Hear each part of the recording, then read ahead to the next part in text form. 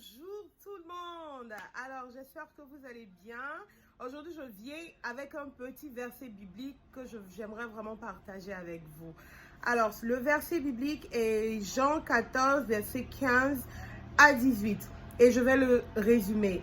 Alors Jésus disait ici à ses disciples que si vous gardez mes commandements, moi je vais prier le Père qui vous envoie un autre consolateur qui sera et qui restera avec vous pour l'éternité. Voilà. Alors, j'ai pris ce verset-là pourquoi? Parce que moi, avant de connaître Dieu, j'ai vraiment pensé que ma connaissance de Dieu, en fait, n'ayant pas conscience du sacrifice de Jésus, j'ai longtemps pensé que Dieu était un être vraiment très éloigné de nous.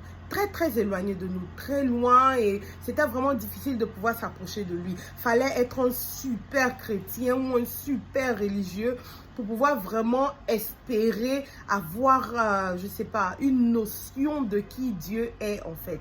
Et cette notion que j'avais, cette manière de penser là m'a vraiment bloqué dans beaucoup de choses parce que j'ai toujours vu Dieu vraiment comme un être très éloigné. J'avais du mal à prier, j'avais du mal à me consacrer vraiment à lui, j'avais du mal vraiment à lui donner mon tout. Parce que simplement, je le voyais comme un être très éloigné de moi et c'était vraiment difficile pour lui d'entendre mes prières, pour lui d'entendre mes requests, mes requêtes. Pour lui pour moi vraiment de l'expérimenter comme je le voulais en fait.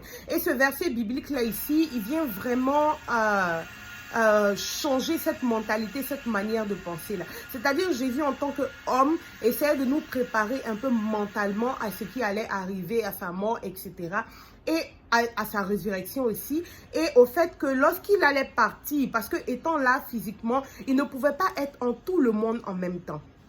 C'était pas possible en fait.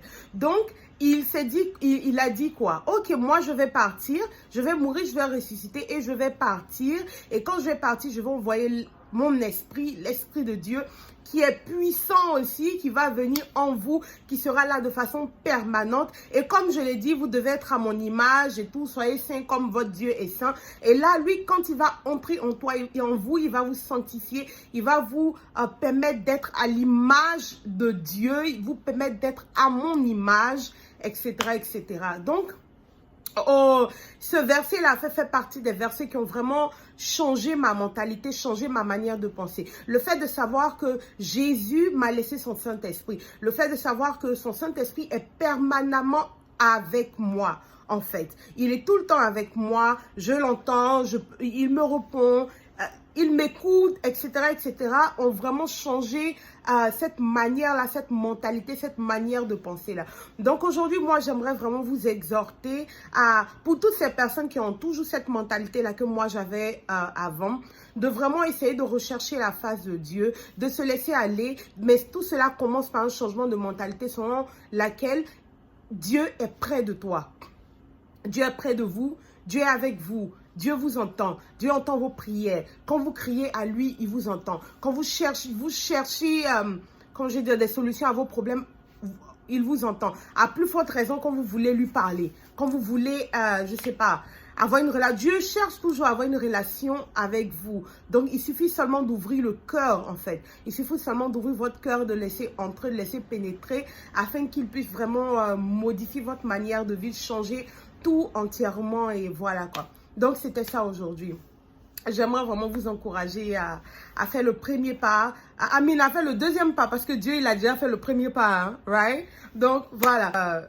Je vous encourage vraiment à vous laisser aller dans la présence de Dieu. Merci d'avoir pris le temps d'écouter et que Dieu vous bénisse. Amen.